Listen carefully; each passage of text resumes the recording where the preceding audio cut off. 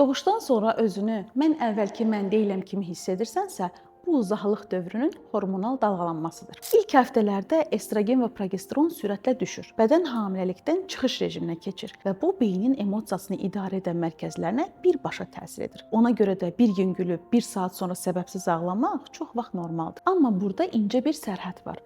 Bu dalğalanma keçici baby bluesdur, yoxsa artıq depressiya siqnalı? Doğuşdan sonra yorğunluq və yuxusuzluq nəticəsində stress hormonu yüksəlir, narahatlıq artır. Bəzən ana özünü tək, yetərsiz hiss edə bilər. Bu da çox görüləndir. Çünki ana bədəni sağalır, süd dövrü başlayır, evin ritmi dəyişir. Ailə dəstəyi elə bu mərhələdə çox vacibdir. Hətta psixoloji balansın dərmanıdır. Ana gündə 1-2 saat fasilə alsa, beyin yenidən toparlanır. Dəstək sadəcə uşağa baxmaq deyil, ananın duyğusunu görməkdir. İndi isə ən vacib sual: nə vaxt mütləq həkimə müraciət etməliyik? Əgər kədər, ümidsizlik, uşağa qarşı laqeydlik 2 həftədən uzun çəkirsə, körpə ilə bağ qurmaq çətinləşirsə, bu artıq ciddi siqnaldır. Əgər panik tutmalar, dayanmayan narahatlıq, özünə və ya körpəyə zərər vermə düşüncəsi varsa, gecikmək olmaz. Tibbi yardım mütləqdir. Uzaqlıq dövrü səbir testi deyil. Bu müalicə oluna bilən, izahı olan tibbi bir mərhələdir. Bil ki, sən tək deyilsən və yardım almaq zəiflik yox, ananın özünü qorumasıdır.